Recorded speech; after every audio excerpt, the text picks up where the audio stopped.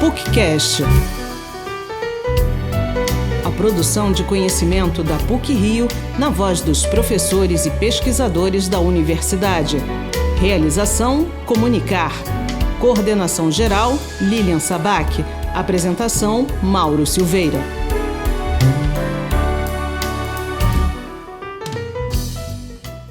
O nosso convidado para esta edição do PUCcast é José Márcio Camargo, professor titular do Departamento de Economia da PUC-Rio, onde atua desde 1978. O professor tem graduação em Economia pela Universidade Federal de Minas Gerais e doutorado também em Economia pelo Massachusetts Institute of Technology. José Márcio Camargo tem ampla experiência em economia, com ênfase em economia dos recursos humanos. Ele tem a economia do trabalho como linha de pesquisa. A entrevista terá participação especial do professor Gustavo Gonzaga, também do Departamento de Economia da PUC-Rio, como convidado do próprio professor José Márcio Camargo. Como vai, senhor professor? Bom, tudo bem, muito obrigado pelo convite. É um prazer enorme estar aqui com vocês, falar um pouco sobre esses 40 anos de PUC, tá certo? E de vida acadêmica, porque passei toda a minha vida acadêmica aqui na PUC. Então, quer dizer, muito obrigado pelo convite. Um prazer também recebê-lo, professor Gustavo. O prazer é meu também, na verdade é uma honra, né? Um grande prazer estar apresentando aqui, ajudando nessa conversa aqui com o Zé Márcio. Zé Márcio foi meu professor outro dia, né? Já tem uns 26 anos que eu fui aluno dele. Não minto, na verdade 36 anos, né? Em 80, década de 80, né? 3 anos, década de 80. E que, na verdade, foi das pessoas que mais me motivou a estudar economia. Então, é um grande prazer participar dessa conversa. Professor, o senhor citou seus 40 anos de vida acadêmica. Eu gostaria de saber como foi esse começo e por que economia? Bom, quer dizer, na verdade, acho que a minha história é uma história interessante e, ao mesmo tempo, meio diferente. Porque quando eu estava no segundo grau, eu morava em Belo Horizonte, e eu fiz o segundo grau no Colégio Municipal de Belo Horizonte. Em 1964, eu tinha aquelas escolas de base que o governo João Goulart mantinha nas periferias das grandes cidades, e quando teve o golpe militar, essas escolas foram fechadas porque os professores foram presos, tá certo?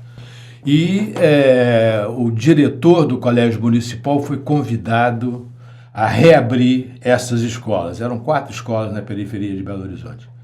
Aí o professor Guilherme Lage, que ele se chamava, o professor Guilherme chamou um conjunto de alunos que ele achava que eram os melhores alunos do colégio, na época estavam no segundo ano do segundo grau, que eram bons alunos lá no colégio, chamou lá na diretoria e falou: escuta, olha que eu tenho 4 colégios que eu preciso de cuidar, tá certo? Eu não tenho professores para os 4 colégios. Eu estou disposto a assumir os 4 colégios e orientar os professores, mas eu não tenho professor para colocar lá. Vocês gostariam de dar aula para essas pessoas? Tudo do primeiro grau, né? Tudo aluno de primeiro, segundo, terceiro ano do primeiro grau. Aí nós assumimos o colégio, os colégios, esse grupo de alunos. Isso foi super importante na minha vida, porque ali eu entendi que eu gostava de dar aula, certo? Então, passei 2 anos, certo? Como se fosse diretor, entre aspas, de um desses colégios, e o professor Guilherme ia lá, orientava, dizia como fazer, por que fazer. E eram pessoas que tinham idade muito parecida comigo, porque eu estava fazendo o segundo grau e essas pessoas estavam no primeiro grau. Então, quer dizer, nesse momento ficou muito claro para mim que a vida acadêmica fazia sentido na minha cabeça. Foi exatamente quando eu achei que, olha, isso é uma coisa que eu gosto. Por que economia? Bom, economia porque eu sempre tive uma preocupação social importante, sempre achei que essa coisa o padrão de vida das pessoas tinha muito a ver com bem-estar, tá certo? A renda per capita é uma coisa importante. Ser rico não é tudo na vida, mas ter dinheiro para conseguir cobrir as necessidades da população em geral, ter uma renda per capita num país que cubra as necessidades da população em geral é uma coisa muito importante. Então, isso tinha um pouco a ver com economia, e então eu entrei, quando eu fiz o meu vestibular, eu resolvi fazer economia e acho que foi ótimo. Realmente adoro fazer economia, é uma coisa que eu gosto muito. E também foi no momento em que a economia ganhava uma importância política muito grande, né? Naquele momento do Brasil. Eu entrei em 67, tá certo, na faculdade. E foi num momento em que a universidade estava muito movimentada, com uma mobilização política importante, e as faculdades de economia eram particularmente mobilizadas para aquele período. Então foi um período bastante fértil para mim, para entender um pouco de como é que funciona o Brasil, como que se dão as relações políticas. Então foi super importante. A faculdade para mim foi realmente importante. Zé Márcio, essa sua decisão de fazer pós-graduação, como é que foi? Em que momento que se deu? E conta um pouco isso foi interessante, porque na faculdade de economia, de ciências econômicas lá em Belo Horizonte, tinha um regime de bolsas, que era o seguinte: no final do primeiro semestre, você fazia um exame, se quisesse, obviamente, era voluntário, óbvio, e nesse exame, se você passasse, você selecionava um certo número de alunos, 5, 6, 10, não me lembro mais quanto, por semestre. Você selecionava esses alunos, você fazia o exame, passava, aí você era selecionado para um sistema de bolsas, que era assim, era uma faculdade, o prédio tinha 10 andares, e o último andar era reservado para esses alunos. Você tinha um escritório na faculdade, você tinha aula de manhã e ficava a tarde toda lá, tinha outros cursos, tinha debates, outros alunos, quer dizer, que participavam desse sistema de bolsa. Então, o que aconteceu? Aconteceu que eu fiz esse exame, passei desse exame, e aí virou uma coisa assim, quase natural fazer mestrado e doutorado, porque como ali... se fosse um programa de iniciação científica. Exatamente, mas quer dizer, você tinha o seu próprio escritório, tá certo? Dividia com outro aluno, com outro colega seu, o seu escritório, tinha aulas, tinha debates, conversando o dia inteiro, tá certo? Então, quando acabou o curso, eu falei, vou fazer mestrado. Quer dizer, eu acho que isso é uma coisa importante, estou gostando de estudar, vale a pena fazer mestrado. E a decisão de para onde você foi? E para a fundação, que eu vou fazer mestrado na fundação, a decisão foi uma decisão curiosa. Naquela época existia, os dois maiores centros que existiam, era a Fundação Getúlio Vargas aqui no Rio e a USP em São Paulo. Os outros eram menos demandados e teve uma disputa, tá certo? Curiosa na época, porque o Edmar estava na Fundação Getúlio Vargas aqui, e o Edmar Baixa. E o Pastore estava na USP em São Paulo. E ambos foram em Belo Horizonte, conversar com os alunos, porque com essa coisa do sistema de bolsas, o sistema de bolsas ficou conhecido meio que no Brasil inteiro, na área de economia, como sendo um sistema que gerava bons alunos, tá certo? Então, ambos foram lá para convencer os alunos a irem ou para a USP ou para a Fundação. E, quer dizer, primeiro, no Rio de Janeiro é mais agradável que em São Paulo. Segundo, quer dizer, eu acho que o Edmar foi mais convincente que o Pastore. E aí, na verdade, foi interessante, porque da minha turma, tá certo? Era uma turma pequena, tinha 20 e poucos alunos, 8 foram fazer mestrado, dos quais 4 vieram para a Fundação, tá certo? 4 ou 5, acho que 5 vieram para a Fundação. O tema de pesquisa do mestrado, qual foi, professor? Eu fiz um artigo sobre investimento direto estrangeiro no Brasil, tá certo? Então, foi uma pesquisa sobre investimento direto estrangeiro no Brasil, no mestrado. Aí depois eu fui fazer doutorado. Aí você foi para o MIT, né? Aí eu fui para o MIT fazer doutorado. Na verdade, eu acho que eu fui o primeiro brasileiro a ter doutorado em economia no MIT. Na época, o MIT era a melhor universidade, ainda é, né? Uma das melhores universidades em economia do mundo. E eu apliquei para o MIT, fui aceito, tá certo? E você já aplicou querendo trabalhar com economia do trabalho na época? Não. Quem me convenceu, entre aspas, a trabalhar com economia do trabalho na época foi o Michael Piori. tá certo? Que eu até nem sei o que ele está fazendo agora, deve estar aposentado, obviamente. Mas isso ainda nos Estados Unidos ou de volta? Não, minha tese. A sua Minha tese. tese foi uma mistura de história com economia do trabalho. Minha tese foi uma tese sobre a formação do mercado de trabalho na indústria cafeeira brasileira, tá certo? E como que a migração formou o mercado de trabalho em São Paulo, tanto no café quanto na indústria, tá certo? Então é uma tese, uma mistura de história com economia do trabalho. E com uma preocupação social dentro dessa pesquisa também, imagino. Preocupação social sempre tem. A economia está sempre, de alguma forma, ligada a questões sociais. O que a minha tese fez, na verdade, foi super interessante. O que eu fiz na tese foi o seguinte: quando teve a abolição da escravidão, tá certo? Durante a discussão da abolição da escravidão existia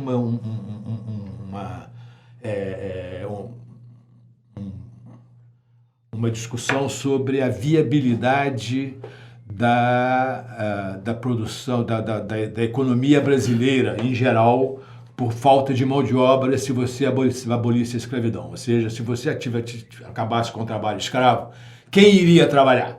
Essa era a pergunta, porque você tinha pouca gente e muita terra.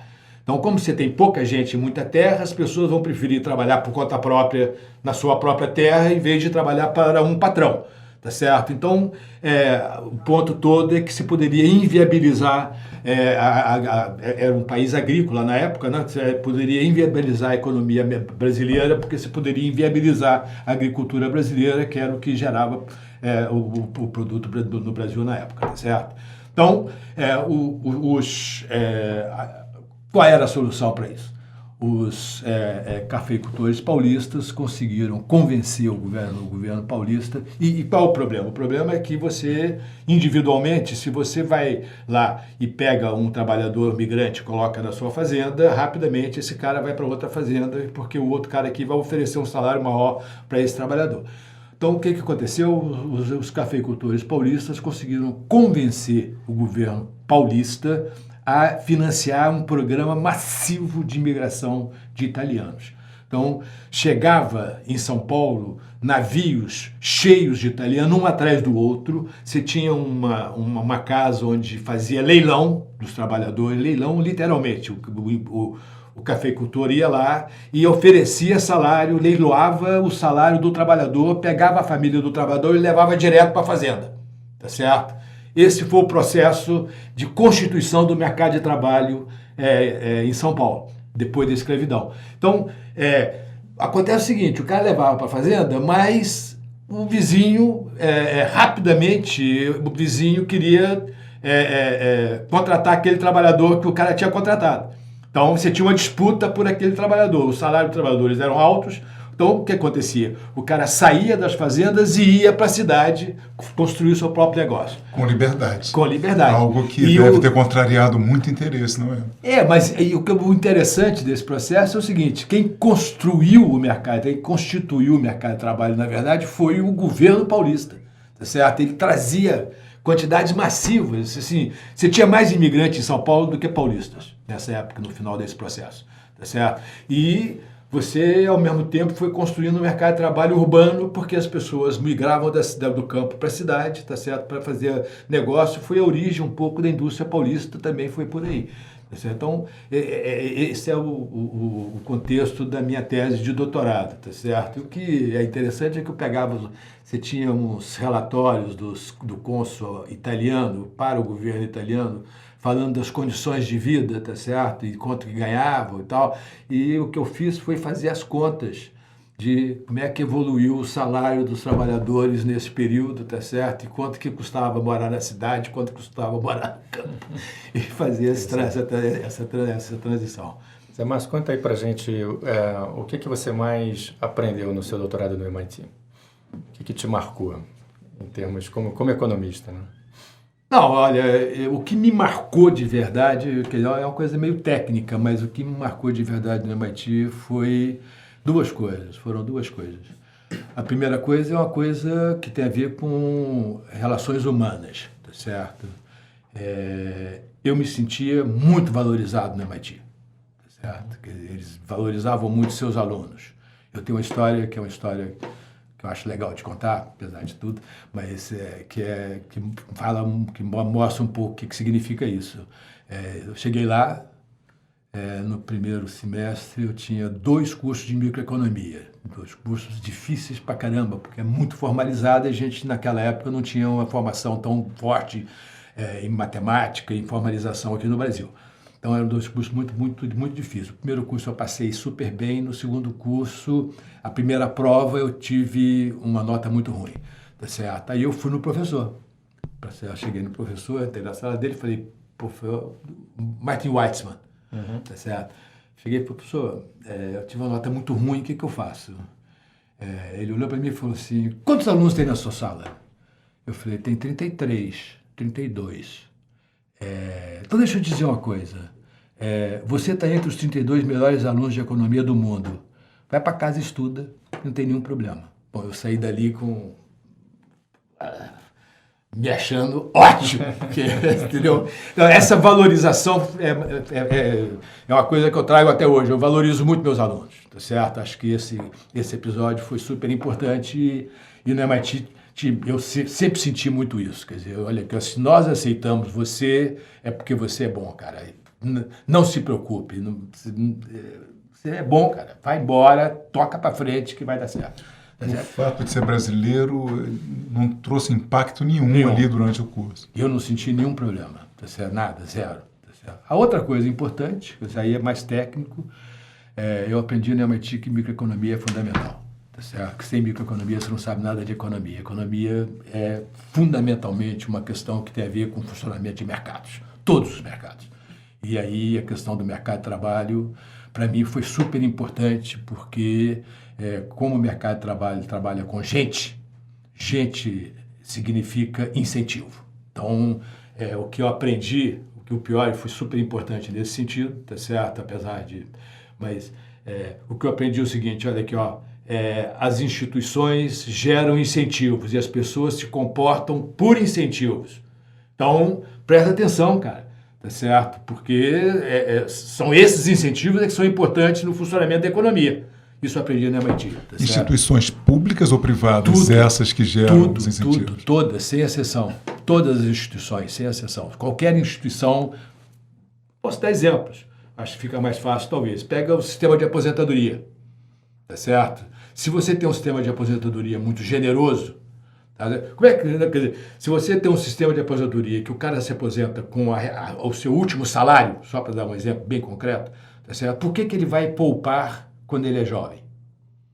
Se ele vai se aposentar no seu último salário, se fosse quando você é jovem, você é bonito, simpático, interessante, legal, você vai querer gastar tudo que você tem, você não vai querer poupar, porque quando você vai ficar velho, você vai ganhar exatamente o que você ganhava antes, você vai poder manter seu padrão de vida, tá certo? Então, o que significa? Se você tem um sistema de aposentadoria muito generoso, a poupança na sociedade vai ser baixa, porque o incentivo para poupar vai ser baixo. Se você quer criar algum incentivo para poupar, você tem que ter um sistema de aposentadoria menos generoso do que esse que eu acabei de citar, tá certo? Então, se poupança tem alguma coisa importante, se você acha que poupança é importante para alguma coisa, é importante pensar no ponto de como desenhar um sistema de aposentadoria.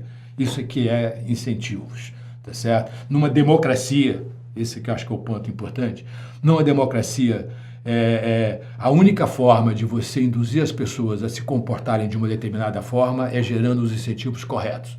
Porque você não quer obrigar o cara a fazer aquela coisa, você não quer obrigar o cara a poupar, você quer que o cara poupe, estou dando o exemplo da poupança, você quer que o cara poupe voluntariamente, porque você está numa democracia, você quer viver numa democracia.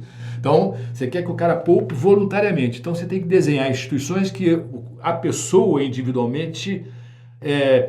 por decisão própria, prefira fazer aquela coisa que você gostaria que ela fizesse do que não fazer aquela coisa que você gostaria que ela fizesse. E nem sempre esse incentivo é bem compreendido. Nem sempre é bem compreendido. Exatamente. Às vezes o incentivo, a intenção de uma legislação pode ser altamente positiva e dar o incentivo errado. Um resultado totalmente errado. Na verdade, esse é o cerne aí do que a gente faz em economia, né? Tentar desenhar instituições que levem É o comportamento supostamente resultado. certo. O que é o comportamento certo em economia? É um comportamento que gera grande produtividade, ganhos de renda e mais bem-estar. Exatamente. Esse em é o última ponto. análise, vai aumentar o bem-estar social. Em última análise, o objetivo do economista é aumentar o bem-estar social. Como fazer isso? Via incentivos, via instituições. E quando a gente fala de instituições, a gente está falando do conjunto de leis, de regulações, principalmente no mercado de O trabalho. mercado de trabalho é fundamental. Então, eu fui para o mercado de trabalho por causa disso. Quando essa coisa de incentivo, para mim, olha que eu percebi essa coisa de incentivo. E isso é uma coisa de microeconomia, novamente. Tá certo? Isso é uma coisa que está na hora que você... Muitas vezes é difícil para o aluno perceber isso. Cabe a você, como professor, dizer para o aluno isso. Porque... Essa coisa interessante, que na verdade foi das primeiras coisas que eu aprendi com o Zé Márcio. Eu, como aluno, lá nos anos 80, na verdade foi um seminário que eu fiz, né, de economia do trabalho, mas tinha várias questões, inclusive inclusive textos marxistas, né? Eu li o Capital nesse curso. O Capital do Marx. Volume primeiro. Exatamente. Volume 1. Mas o que eu me lembrava é que o José Márcio, com todo o seu carisma, né, com os alunos que ele mantém até hoje, é uma coisa impressionante.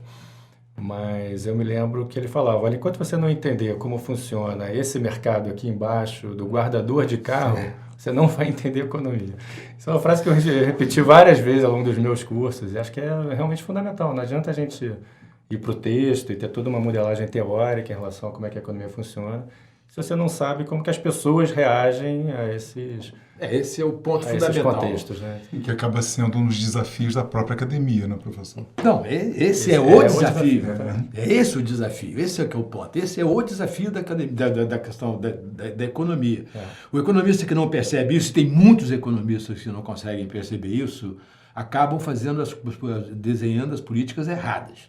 Tá certo? Acabam fazendo coisas que parece que aumentam o bem-estar das pessoas, acabam diminuindo o bem-estar. Tem exemplos muito fáceis, tá certo, de entender. Por exemplo, vou dar um exemplo de economia do trabalho, eu poderia dar de outra área de economia. Essa coisa do cara... no Brasil, quando você é demitido, tá certo, você tira o fundo de garantia, ganha 40% de multa sobre o fundo de garantia, recebe seguro-desemprego, etc. Tá certo? Eu costumo dizer que no Brasil, quando você é demitido, o trabalhador ganha um prêmio por ter sido demitido, porque ele ganha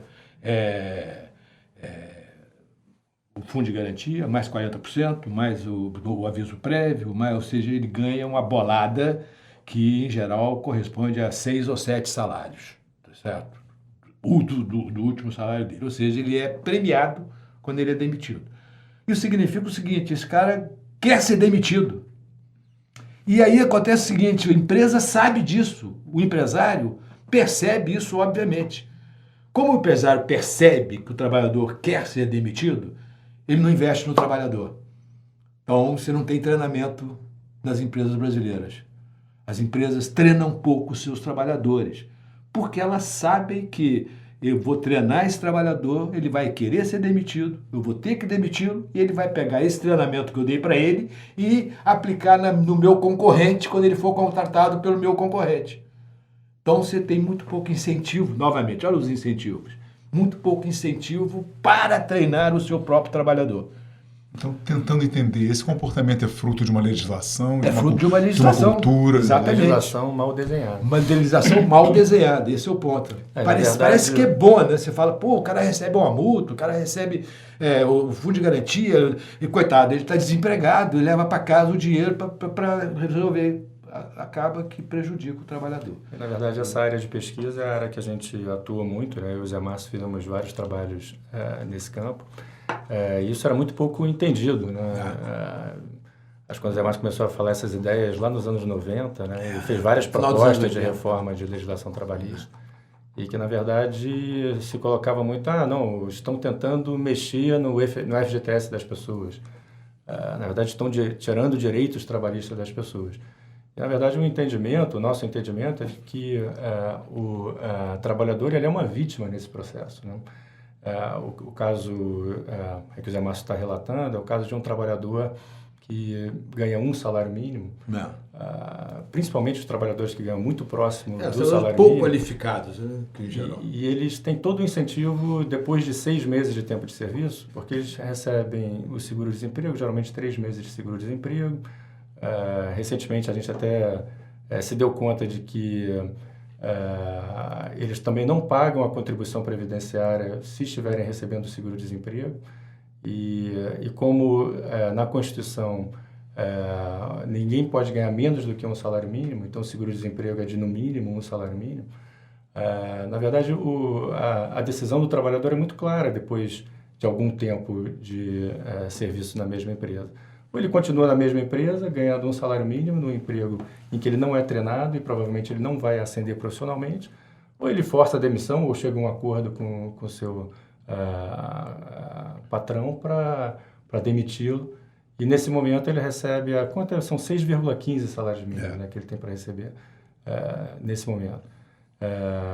Então é muito claro o incentivo para a rotatividade, não é à toa que a rotatividade no mercado de trabalho brasileiro é das mais altas do mundo, né? Então, enfim, tem várias propostas que estão sendo desenhadas, algumas já estão sendo implementadas. Mas é importante essa coisa do incentivo. Acho que essa aqui é a coisa geral, que é o que realmente me entusiasmou de estudar essa coisa do trabalho, tá certo? Para onde vai, como, a coisa do bem-estar é fundamental, porque o incentivo vai gerar bem-estar ou não vai gerar bem-estar, dependendo de como o cara se comporta, né? Então, agora, acho que esse é o ponto. Uma grande contribuição do Zé Márcio, por exemplo, é o Bolsa Escola, né? Então, acho que talvez o Bolsa Escola, depois o Bolsa Família, são os programas condicionais de transferência de renda. Então, são programas em que você transfere recursos para as famílias e condiciona o recebimento desses recursos as crianças estarem na escola ou terem vacina e assim por diante. Essa ideia nasceu no Brasil e nasceu da cabeça do Zé Márcio. Então, queria que você contasse um pouco essa história. Exatamente, queria que o senhor contextualizasse no tempo como foi esse processo de criação, de implementação, muito ligado à política pública. Isso que a gente tinha... Na verdade, eu acho que eu tenho uma característica que eu me orgulho dela, mas que acho legal, que eu sou muito agregativo, tá certo? Ao mesmo tempo, eu brigo muito com as pessoas. Então, que é uma coisa que faz parte da vida mesmo. Eu sou agregativo no seguinte sentido: durante toda a minha vida, muitas pessoas estão por perto em geral. Gustavo, vários alunos, seu direito. Eu acho que eu fui provavelmente o único, não sei, o único professor lá do começo do departamento que conseguiu montar um grupo de pesquisa no departamento, tá certo? Com pessoas, ex-alunos, alunos, outros professores que, bem ou mal, trabalharam comigo durante muito tempo, né? Quer dizer, que foram parte aí das minhas pesquisas. E lá no final dos anos 80, sei lá, 88, por aí, a gente tinha um grupo de pesquisa que tinha um pessoal do IPEA junto que trabalhava com desigualdade e pobreza, tá certo? A gente passou muito tempo olhando essa questão de desigualdade e pobreza e tinha um grupo, se reunia com frequência. Eu escrevi vários artigos sobre isso, sobre desigualdade e pobreza, tá certo? Que tem um pouco a ver com o mercado de trabalho, mas também tem uma parte que não é só mercado de trabalho. E nesse grupo de pesquisa, dessa coisa de discutir desigualdade e pobreza, eu ficava olhando, verificando dados empíricos sobre pobreza no Brasil, porque eu acho que me incomoda muito pobreza. Uma coisa que me incomoda particularmente é essa coisa de famílias pobres, principalmente famílias com criança, tá certo? E então eu estava trabalhando com pobreza, eu estava olhando as estatísticas e eu notei que lá no final dos anos 80 eu comecei a notar que famílias pobres, crianças de famílias pobres, crianças de 9 a 11 anos de famílias pobres poderiam contribuir com até 25%, 30% da renda per capita familiar. Isso me impressionou muito. Falei, como? Uma criança de 10 anos vai trabalhar e consegue contribuir com um quarto, 20%, um quinto da renda per capita familiar. É muita coisa. Eu tinha um filho nessa idade, tenho um filho que na época tinha essa idade. Eu comecei a pensar o seguinte: escuta, se o meu filho conseguir contribuir no mercado, for trabalhar e conseguir contribuir com 20% a 25% da renda per capita da minha família, será que eu realmente escolho colocar esse meu filho na escola? Ou será que eu escolho colocar esse meu filho para trabalhar, para aumentar a renda per capita familiar neste momento? E eu fiquei em dúvida, tá certo? Eu fiquei em dúvida se eu deixava ele na escola, se ele conseguisse contribuir com 25% da renda da família, se eu deixava ele na escola ou se eu colocava ele para trabalhar. Ou seja, o senhor se colocou no lugar de quem vivia essa realidade. Exatamente. Eu falei, bom, se eu, que valorizo tanto capital humano e educação, fiquei em dúvida e não tenho a restrição de ser pobre, tá certo? Fiquei em dúvida. Imagina uma família pobre, tá certo? Que está no limite da sobrevivência. O que o pai vai pensar? Provavelmente vai preferir colocar o filho para trabalhar do que colocar o filho na escola. Aí eu falei, bom, então acho que cabe ao Estado comprar o tempo dessa criança. Cabe ao Estado, já que a família prefere colocá-lo para trabalhar, cabe ao Estado dar o dinheiro para a família, mas a criança tem que estar na escola. Ou seja, cabe ao Estado, comprar literalmente o tempo dessa criança, de tal forma que, olha, que eu transfiro o dinheiro para a família e a família se obriga a colocar o filho na escola e o filho vai acumular capital humano, tá certo? E aí foi interessante porque o senador Suplicy, na época, tinha um programa que ele chamava de garantia de renda mínima, que até hoje ele defende isso e tal. E ele me ligou uma vez e falou, pô, Zé Márcio, eu conheci ele muito, ele falou, Zé Márcio, o que você acha do meu programa de garantia de renda mínima? Eu falei, eu não gosto muito não, Suplicy, porque ele começava dos mais velhos, começava a transferência dos mais velhos para os mais jovens. Eu falei, não gosto muito não, porque eu acho que você tem que investir nas crianças, tá certo? Ele, não, mas não sei o que e tal. Então vamos fazer o seguinte, vamos escrever para a Folha, eu escrevo defendendo o meu programa e você escreve atacando o meu programa. Tá certo? Eu falei, perfeito. Aí, nesse artigo, apareceu pela primeira vez a ideia dos programas condicionados. Então eu escrevi atacando, entre aspas, o programa do subsídio de garantia de renda mínima e no final eu falei, agora tem uma opção. Tá certo? Eu acho que o programa do Suplicy tem problemas, mas eu tenho uma opção, tenho uma ideia alternativa. E a ideia alternativa é essa aí, de condicionar a transferência de renda a colocar a criança na escola, tá certo? Mas tem uma ideia também, que eu acho que é sua também, que é a ideia de transferir esses recursos para a mãe, né? Para a mãe. Isso é uma ideia sua. Quer dizer, aí quando foi na implementação, lá o Paulo Renato me chamou, o Paulo Renato era o ministro da Educação na época. Isso, o governo Fernando Henrique, década de 1990. Isso já em 93, 94. Não, 95. Já em 95. O Paulo Renato, eu escrevi um artigo para a Folha. Na época, o PT chamava o Bolsa Escola de Bolsa Esmola, tá certo? Porque era muito pouco dinheiro, supostamente. Aí eu escrevi um artigo para a Folha, eu peguei... Tinha um aluno meu... Mas já existia o Bolsa Escola? Já tinha alguns... Não, tinha em Campinas e no Distrito Federal. Com o Cristóvão, que aliás era petista, tá certo? Aí eu escrevi um artigo, tá certo, para a Folha, em que eu mostrava que era pouco dinheiro, mas que era uma porcentagem substancial da renda per capita familiar dos pobres, a transferência do Bolsa Escola, tá certo? E o Paulo leu o artigo. Aí ele me ligou. Falou, pô, Zé, eu queria que você me ajudasse a nacionalizar o Bolsa Escola. Eu falei, pô, perfeito, cara, vamos fazer, tá certo? Aí peguei um aluno aqui da graduação, tá certo? Ele fez uma monografia, pegando todos os dados da PNAD e mostrando exatamente isso, mostrando que para as famílias pobres, principalmente no Nordeste, é muito impressionante, para as famílias pobres, aquela quantidade de dinheiro era substancial, tá certo? Me lembro mais, 27% em média da renda per capita familiar. E aí, quer dizer, o Paulo pegou esse negócio e convenceu o Fernando Henrique a nacionalizar o programa. Certo? Acho que já foi anos depois. Isso já foi em 97, se eu não me engano, 8, uma coisa assim. E aí foi nacionalizado para o Brasil inteiro, e quando foi em 2000... Bom, aí depois o Chico veio para o departamento, Chico Ferreira, que agora está no Banco Mundial, um economista do Banco Mundial.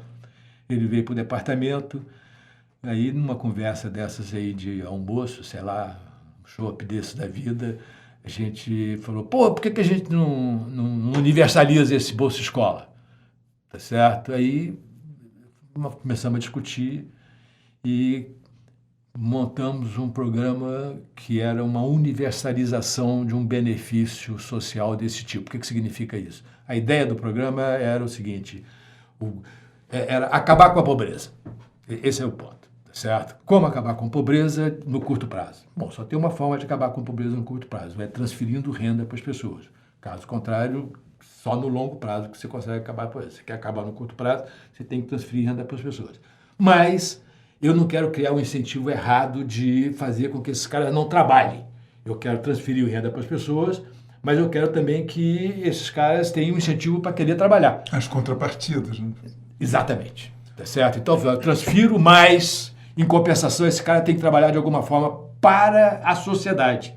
Tá certo? Então é o seguinte, olha aqui, ó, você vai ganhar o dinheiro, mas você tem que limpar a praça. Ou você tem que ajudar no hospital público, ou você tem que ajudar na escola pública, e assim por diante. Então, nós desenhamos um programa que depois virou o Bolsa Família. Aí, quando o Lula assumiu no começo de 2003, ele resolveu acabar com o Bolsa Escola. Curiosamente, criar o Fome Zero. Aí eu me lembro que eu escrevi um artigo para o Estadão, na verdade, na época. Não me lembro mais se foi o Estadão ou a Folha. Escrevi um artigo para um desses jornais dizendo que isso é um erro cavalar. O Fome Zero vai dar errado, tá certo? Porque esse negócio de distribuir alimento... É um programa paternalista, assistencialista. Tem chance de dar certo. E deu errado mesmo, tá certo? Quando deu errado, o governo resolveu reimplantar. E aí, em vez de ser o Bolsa Escola, resolveu implantar o Bolsa Família, que é baseado nesse artigo nosso. Tem um texto para discussão, né? Tem um texto para discussão do departamento. Chamava Benefício Social Único, BSU. Tem algo que me chamou a atenção na conversa de vocês. A gente está falando de programas do Estado. Isso. Que seria capaz de criar esses incentivos. E o senhor se referiu até à pesquisa feita no PNAD, naquela pesquisa do IBGE. Isso.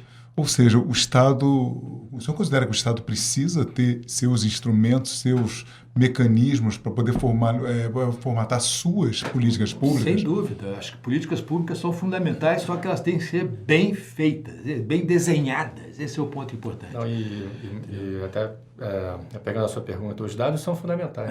Os dados são básicos. É a base de tudo. Todas as nossas evidências são evidências empíricas, é o uso adequado dos microdados, que hoje em dia existe de uma forma assim abundante, né? O Brasil, todos os dados, a gente tem um acesso enorme, a gente tem acesso aos dados da RAIS, por exemplo. O Zé também ajudou a montar o questionário da RAIS lá atrás, nos anos 80. Quando eu cheguei do doutorado, a primeira coisa que eu fiz foi organizar os dados da RAIS, que é a Relação Anual de Informações Sociais, né, do Ministério do Trabalho. Tem dados de 45 milhões de pessoas com carteira assinada, que a gente consegue seguir essas pessoas desde 1985, inclusive as firmas que elas trabalharam. Então, assim, a gente consegue saber tudo sobre isso. Ou seja, estratégico para um país esse tipo Fundamental. Ponto assim, existe uma confusão, as pessoas falam, mas a intervenção do Estado... Não, tem intervenções do Estado que são positivas e tem intervenções do Estado que são negativas. Esse é que é o ponto importante. Os bens públicos, né? Mas não dá para, quer dizer, a ideia de uma economia de mercado não é que você não tem que ter Estado, tem que ter Estado. O Estado é fundamental, tá certo? O problema é que Estado que você quer ter. Esse é que é o ponto fundamental. Você quer um Estado que gere os incentivos corretos. Você quer um Estado que deixe a sociedade trabalhar, deixe a sociedade se interrelacionar de tal forma que você gere os resultados de melhora de bem-estar para a população. Esse é o Estado que você quer. Tá certo? É um Estado que ajuda a melhorar o bem-estar da população. E a economia é parte disso. Tá certo? A economia é fundamental. Tá tá certo? Então, qual é o problema? O problema é quando o Estado interfere demais no funcionamento da economia, tá certo? Você gera ineficiências que acabam diminuindo o bem-estar das pessoas. Esse é que é o problema. O senhor tocou num tema, no Estado, sua função, sua eficiência ou ineficiência. Tem uma discussão que eu acho que é sempre atual e vai continuar sendo, pelo que eu percebo, que é a questão do gasto público. E isso foi objeto de estudo seu também. Quer dizer, o ponto essa questão do gasto público é super importante, porque você tem duas coisas importantes nessa questão do gasto, do meu ponto de vista. Primeiro é quanto gastar, tá certo? Isso é um negócio fundamental. O Brasil tem um gasto público muito alto para padrões internacionais. O Brasil gasta hoje 40% do PIB. O governo se apropria de 40% do PIB todos os anos, tá certo? O gasto do governo corresponde a 40% do PIB todos os anos. É muito. É quase metade do PIB do país, tá certo? Esse é um ponto. A outra coisa é a eficiência, é onde gastar, que é outro problema complicado, tá certo? Então, você tem duas coisas que são fundamentais aí nesse processo. Dado essas duas coisas, tá certo?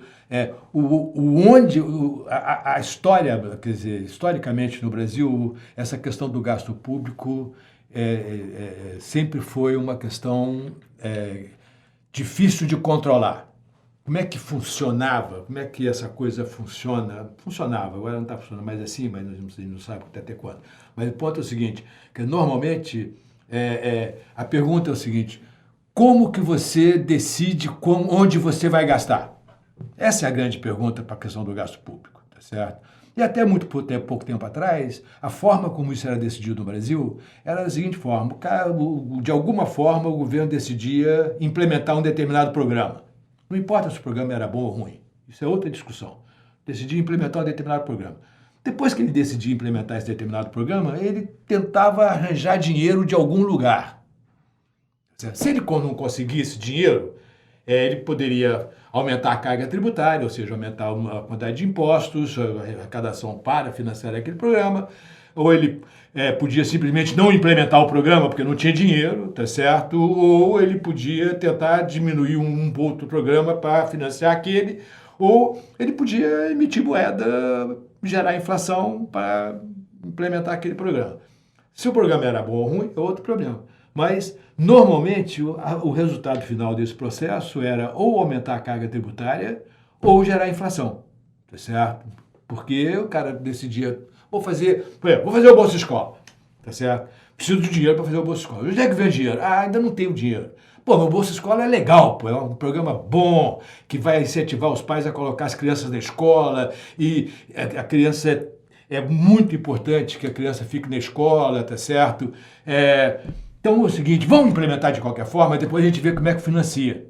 E aí, na hora que você vai financiar, quer dizer, você não tem o dinheiro, ou você aumenta a carga tributária, ou você emite para pagar o Bolsa Escola. Emite moeda, né? Emite moeda para pagar o Bolsa Escola e gera inflação. Na verdade, você está financiando o Bolsa Escola via inflação. Sempre foi assim, tá certo? E isso é um problema, por isso que o Brasil tinha tanta inflação, tá certo? Agora, com esse negócio do teto do gasto, agora acabou. A hora que você quer fazer um programa, você tem que me dizer de onde vem o dinheiro. Ou seja, eu quero fazer o Bolsa Escola, tá bom, vamos fazer um Bolsa Escola. Agora, o que a gente vai diminuir para fazer o Bolsa Escola? Isso é fundamental. Você obriga a sociedade a definir prioridades. Pela primeira vez no Brasil, a gente está obrigando a sociedade a definir prioridades. Isso é fundamental para a sociedade, para que você tenha uma sociedade que funcione bem. Então, essa coisa do teto do gasto, que muita gente é contra e tal, é fundamental para que a sociedade fique madura, porque até você ter esse teto, o que acontecia era que você não precisava discutir as prioridades da sociedade. Você chegava lá, conseguia aprovar o programa e tudo bem. Depois, se não conseguisse financiar, não financiava. Então, isso foi parte de um trabalho que nós fizemos nessa direção e que o objetivo é gerar uma sociedade mais madura, novamente. criar os incentivos para que você gere uma sociedade mais madura que seja capaz de discutir as prioridades no orçamento público, porque senão fica uma sociedade adolescente a vida inteira. É que não trabalha com restrição orçamentária. Exatamente, não trabalha, entendeu? É uma adolescente a vida inteira, igual os nossos filhos. Quando nossos filhos trabalham com, não sabem qual é a sua própria restrição orçamentária dos pais, eles vão gastando. Se você não colocar a restrição orçamentária, eles, vão embora, tá certo? Então, isso é um ponto super importante. Quer dizer, a sociedade brasileira vai ter que, ou você acaba com o teto, ou ela vai ter que aprender a definir prioridades. Que é, novamente, incentivo, tá certo? Esse é super fundamental. E é por isso que a taxa de juros despencou nos últimos 4 anos. Porque hoje, com o teto, você sabe se o país é solvente ou não. Se o país tem dinheiro para pagar dívida ou se não tem dinheiro para pagar dívida, tá certo? E se o país tem dinheiro para pagar dívida, vale a pena comprar o título e o título aumenta de preço, a taxa de juros cai, que é o que está acontecendo. Sabe que o país tem dinheiro para pagar dívida, vai ter dinheiro no futuro, tá certo? Então, o cara vai lá, a taxa de juros despenca. Foi o que aconteceu, o que vai ser ótimo para a economia brasileira, tá certo? Vai ser super importante. Então, acho que essa coisa é isso. Então, essa coisa do gasto público é isso. Tem 2 coisas. Uma coisa é a restrição orçamentária, ter isso corretamente, e outra coisa é onde gastar o dinheiro, que é outro problema. Por exemplo, a gente tem... o Brasil tem um subsídio para a indústria química que corresponde a 30 bilhões de reais por ano. É isso mesmo? Você quer realmente subsidiar a indústria química? Isso é o preço, é o custo do Bolsa Família. Né? É o custo do Bolsa Família. É isso mesmo? Você quer transferir esse dinheiro para a indústria química? Realmente, essa discussão agora vai ter que ter.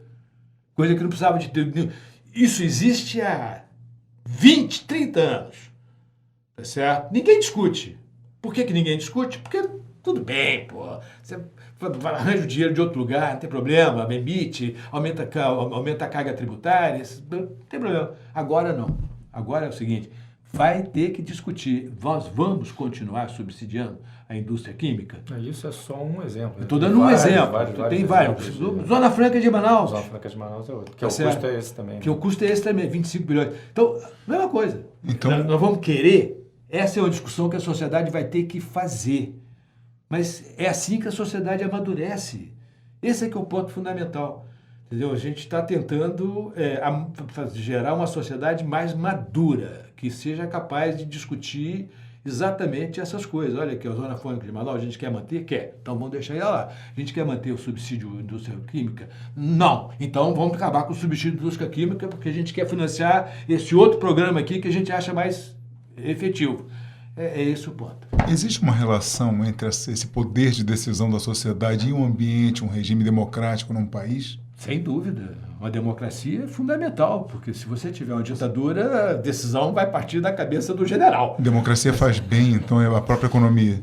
Democracia é fundamental. Porque existem muitas discussões apontando o contrário, muita gente que defende que não. Quer dizer, você pode sempre dizer o seguinte, o ditador benevolente consegue fazer as coisas mais rapidamente do que numa democracia. Mas você tem que ter muita sorte. Mas você tem que ter muita sorte de ter um ditador benevolente, cara. Tá certo? Esse é o problema. Democracia, não. A democracia é uma coisa que, olha aqui, enquanto você está elegendo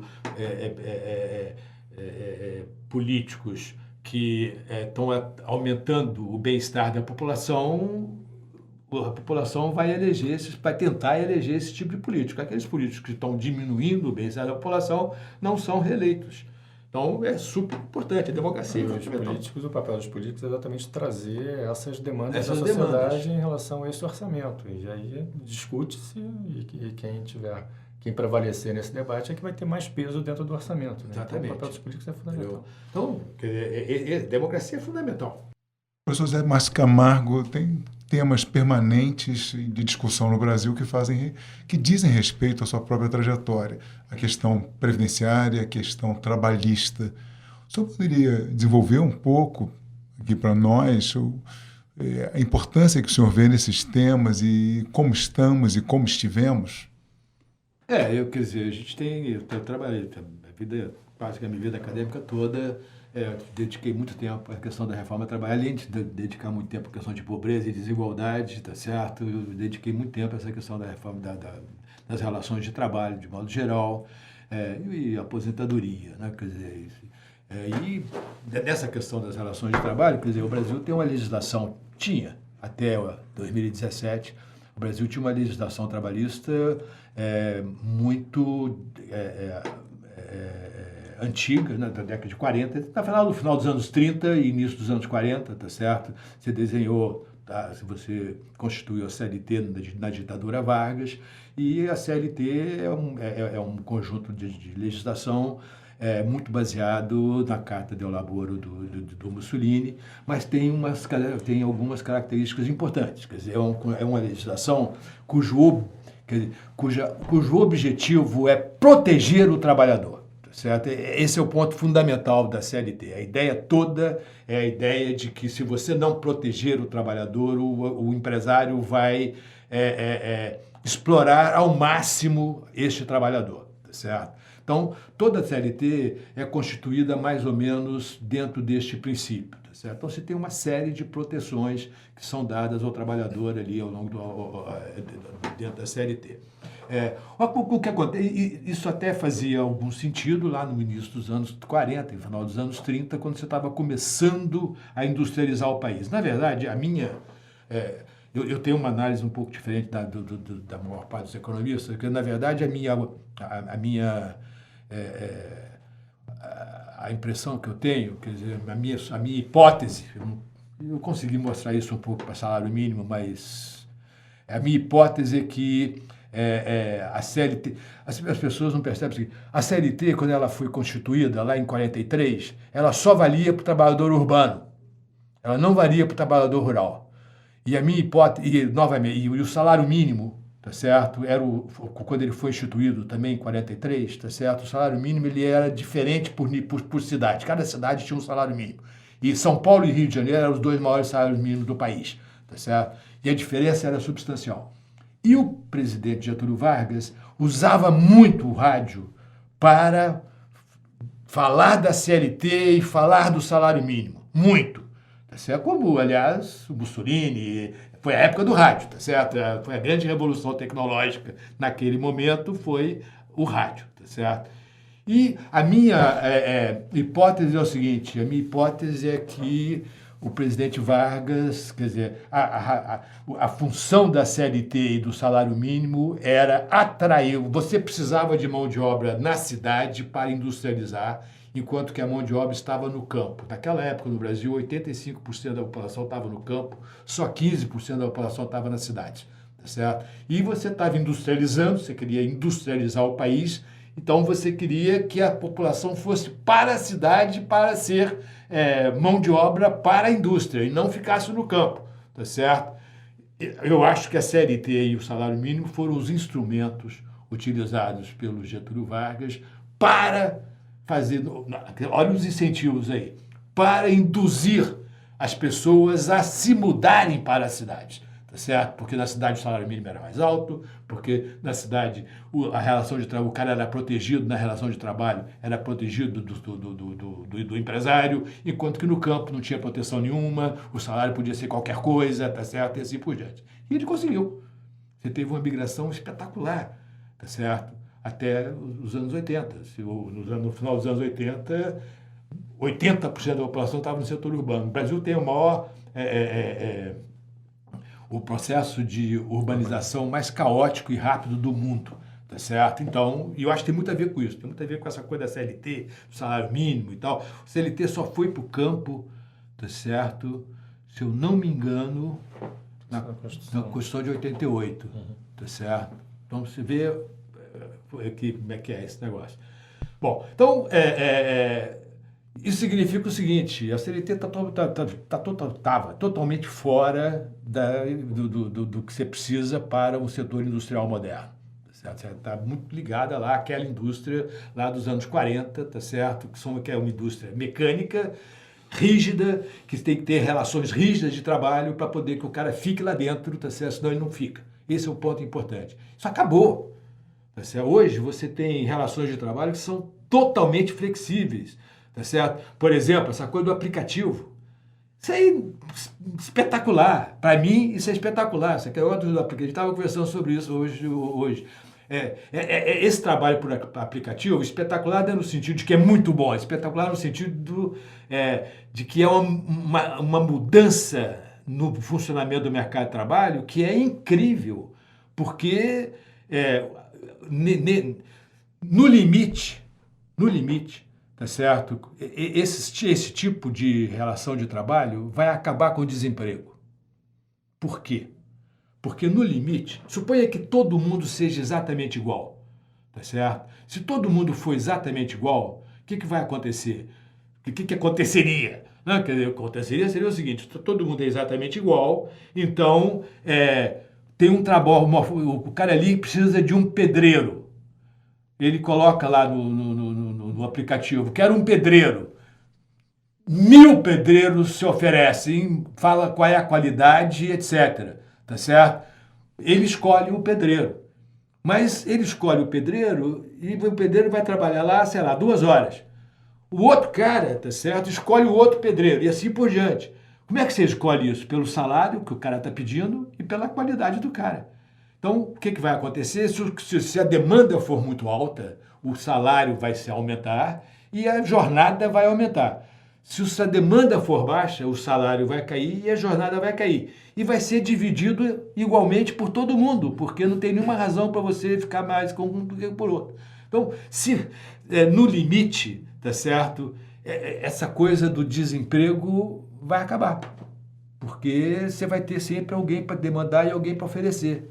Porque um dos maiores problemas que gera desemprego é o que o economista chama de assimetria de informações, que é o fato de que eu sei melhor sobre mim mesmo do que ele. Como eu sei melhor sobre mim mesmo do que ele, tá certo? Eu me ofereço no mercado de trabalho sabendo quanto que eu valho. O cara que vai me contratar sabe muito menos. Então ele vai oferecer um salário menor do que eu gostaria de ganhar. Porque eu vou me achar muito melhor do que ele está achando. Ele vai estar, por causa do risco, ele vai estar me valorizando menos do que eu gostaria de ser valorizado. Isso vai acabar. Porque na medida que você diminui essa assimetria, aumenta a quantidade de informações, esse tipo de problema vai acabar. Então, você só vai ter desemprego friccional, ou seja, o cara parou de trabalhar aqui, até aparecer outra oportunidade de emprego, vai demorar um pouquinho. Então, esse tempo vai ser de desemprego. Mas, no limite, a tendência desse tipo de relação de trabalho é acabar com o desemprego. Isso é um espetáculo, isso é um negócio impressionante. Tá certo? O senhor vê, então, o senhor citou os aplicativos, pelo que eu percebi, o senhor vê isso com otimismo. E o que a gente vê, a gente percebe e acompanha muitas críticas ao tal processo de uberização do trabalho. O senhor tem uma reflexão sobre isso? Não, tenho. Quer dizer, o ponto é o seguinte, pergunta a um motorista de Uber o que ele prefere. Se ele prefere ser o trabalhador com carteira assinada de uma empresa de táxi ou se ele prefere ser um uberista. Qualquer um. Pergunta a qualquer motorista de Uber. Já fiz essa pergunta para uns 50. Só teve um cara que falou que preferia ser motorista de uma empresa de táxi. Certo? Por quê? Porque, olha aqui, ó. Esse cara, o Uber, ele trabalha na hora que ele quer. Ele determina o preço dele, tá certo? Esse cara é um microempresário, você percebe isso? Quer dizer, esse cara do Uber é um microempresário. Por que ele é um microempresário? Ele pegou o dinheiro dele e comprou o carro, investiu. Essa é a máquina dele, é o carro, tá certo? É o capital físico que ele tem para fazer o seu trabalho. Passa o dia dirigindo, que é a parte de trabalhador dele, tá certo? Então, uma parte da renda dele é para pagar o carro, que é lucro, e uma parte da renda dele é salário, que é o trabalho que ele está fazendo, tá certo? Então, esse é um microempresário, como qualquer microempresário, é igual o pipoqueiro, é igualzinho, tá certo? Todos eles são microempresários, tá certo?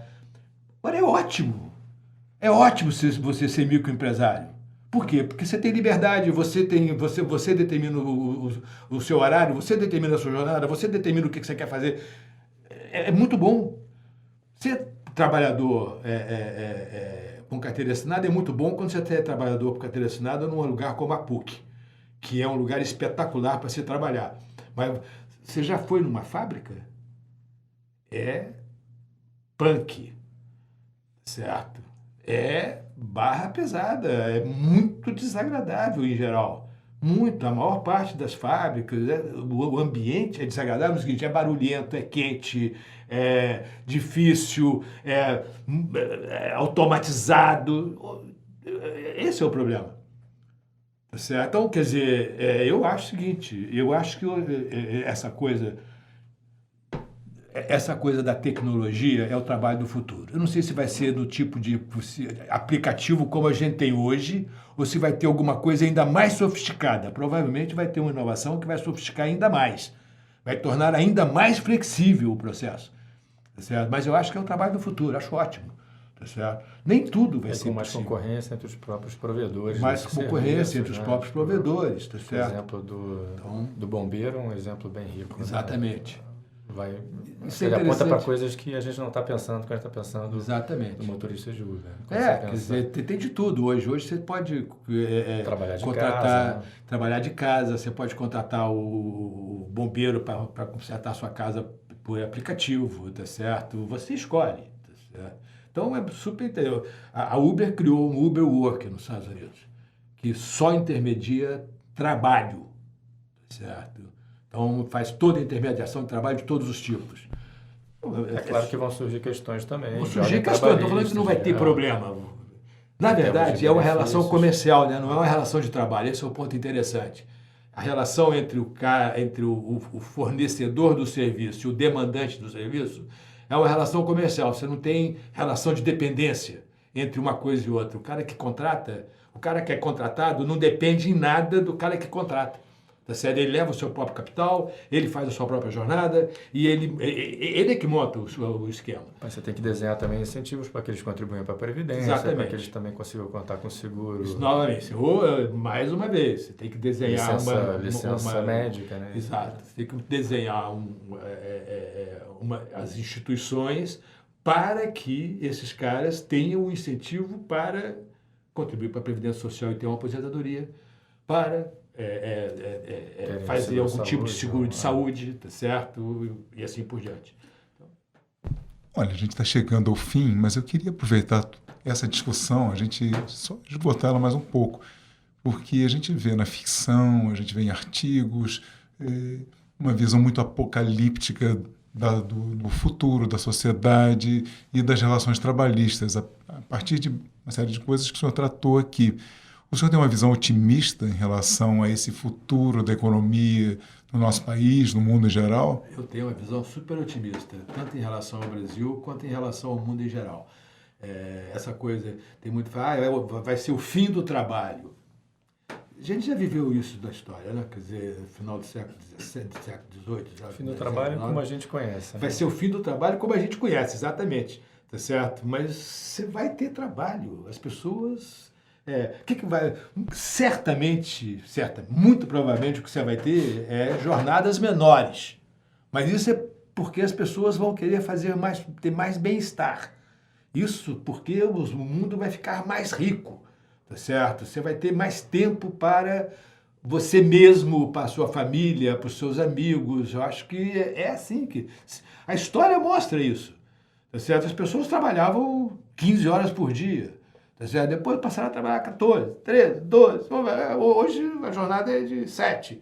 Tá certo? Daqui a pouco vai ser 5, 4, não sei.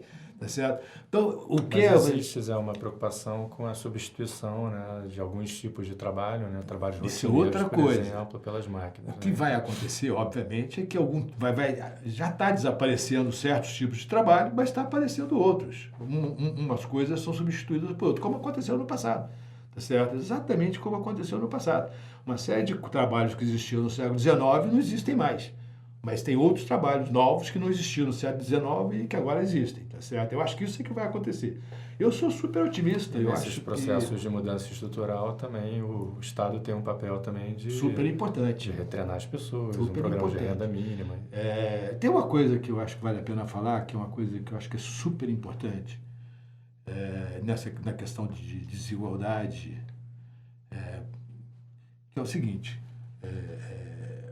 o auge da capacidade de aprendizagem do ser humano acontece quando as pessoas são crianças, tá certo?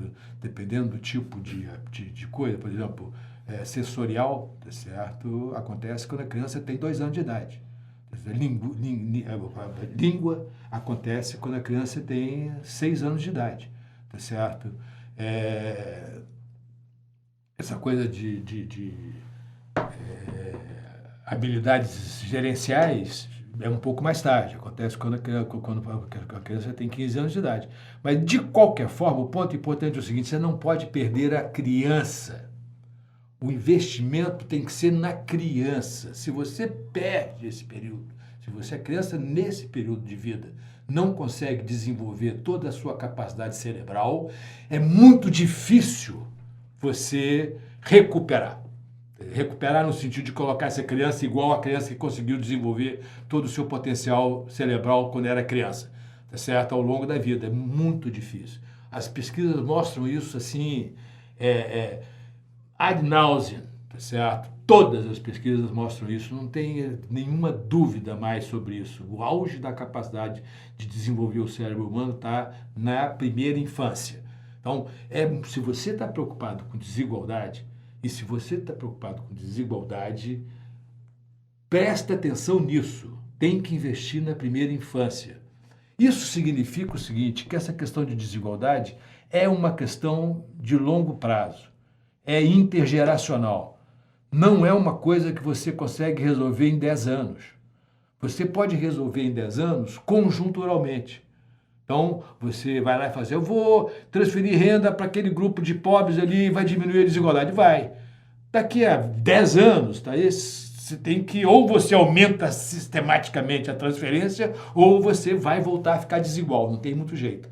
Tá certo? Então, é o seguinte, diminuir desigualdade tem que ser um programa de longo prazo. É intergeracional. Você vai precisar de 3, 4 gerações. A Coreia levou 50 anos para diminuir desigualdade estruturalmente, tá certo? Eles investiram na primeira infância primeiro, depois no ensino fundamental, depois no ensino médio, depois no ensino superior. Levou 50 anos para fazer isso. É difícil de fazer. É difícil, porque o cara que está lá na ponta, o cara que está lá na geração de 18 anos, ele quer que o investimento seja nele e não na criança de 2 anos de idade. Tá certo? Então, como fazer isso? Esse é um problema da democracia, é difícil pra caramba, tá certo? Mas o que eu quero chamar a atenção, que eu acho que não queria perder isso, quer dizer, essa questão da desigualdade é uma coisa intergeracional, porque você começa lá na infância. A capacidade de desenvolvimento cerebral do ser humano está muito concentrado na primeira infância. Então, você tem que ir geração por geração e tem mais. O ambiente familiar é básico. E as pesquisas mostram uma coisa complicada para burro nessa coisa por causa da desigualdade. Porque desigualdade tem a ver com capital humano, educação, tá certo? Quer dizer, quanto mais igualitária a distribuição de capital humano, mais igualitária vai ser a sociedade. Acontece o seguinte, conversar com a criança é fundamental. Fundamental. As pesquisas mostram isso, assim, é incrível. Agora, as pesquisas mostram também o seguinte, famílias que têm pouco capital humano acumulado, cujos adultos têm pouco capital humano acumulado, conversa 40% menos com seus filhos do que famílias que têm muito capital humano acumulado. Isso significa o seguinte, você tem um mecanismo de reprodução da desigualdade que você tem que, de alguma forma, interferir para diminuir a força desse mecanismo. Entendeu? Quer dizer, se você deixar, as famílias que têm pouco capital humano acumulado vão conversar menos com seus filhos vão ter menos capital humano acumulado, e você vai de geração para geração, a desigualdade vai aumentando. Então, essa questão da desigualdade é uma questão super complicada. As pessoas falam como se fosse fácil diminuir desigualdade. É fácil diminuir pobreza, cara. diminuir desigualdade é muito difícil. E o Brasil é um país particularmente desigual, porque a distribuição de capital humano no Brasil é muito desigual. Muito desigual. Só para você ter uma ideia, só 30% das crianças brasileiras frequentam creches. 30%. Ou seja, os outros 70%, a maior parte, vão estar em posição inferior do que esses 30%. Então, você está repetindo, reproduzindo a desigualdade no futuro. Tá certo? Então, essa é uma discussão complicada. Não é, essa questão da desigualdade é particularmente complicado, difícil, e hoje é um assunto que virou moda, tá certo?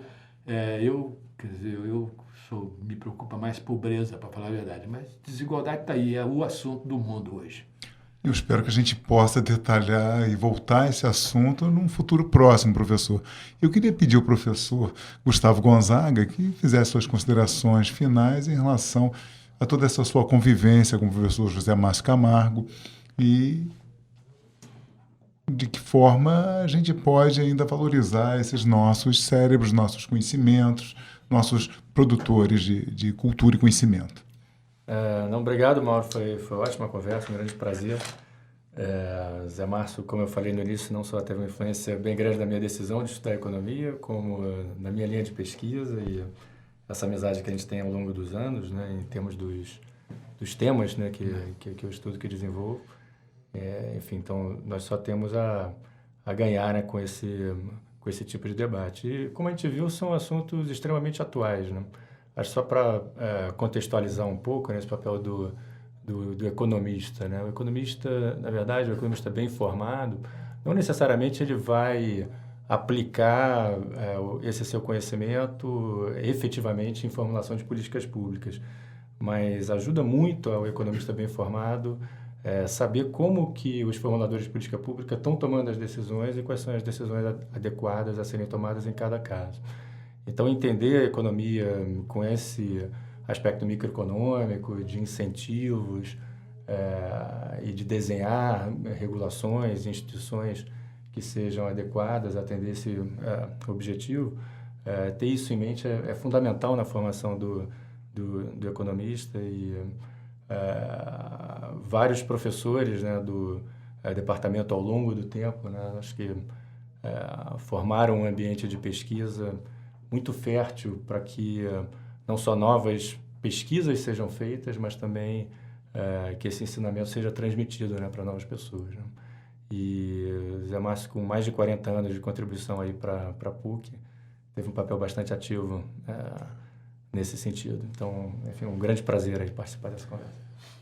Professor José Márcio Camargo, eu gostaria que o senhor dissesse para os nossos ouvintes, nossa comunidade acadêmica e todos aqueles que acessarem o PUCcast, eu gostaria que o senhor se despedisse, suas considerações finais.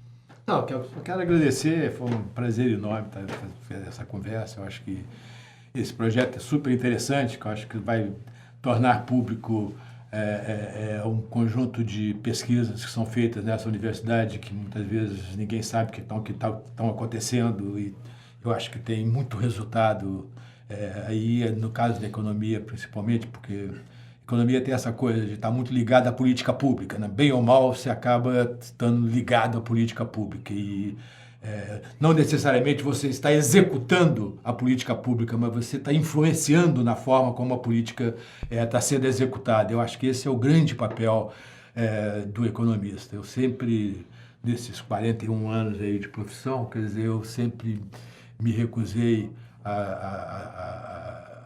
a ser o executor direto das políticas, mas sempre estive muito próximo dos executores diretos das políticas, de tal forma que o meu objetivo sempre foi, de alguma forma, influenciar a execução de políticas quando é possível fazer isso, tá certo? Eu tenho feito isso com alguma frequência e acho que, modéstia à parte, com algum sucesso. Acho que essa coisa do Bolsa Família, Bolsa Escola, reforma trabalhista, reforma da Previdência, são tudo, o teto do gasto, são tudo coisas que de alguma forma tiveram nas minhas preocupações e que estão aí, tá certo? Quer dizer, eu acho ótimo. Muito obrigado aí pelo convite, é um prazer enorme.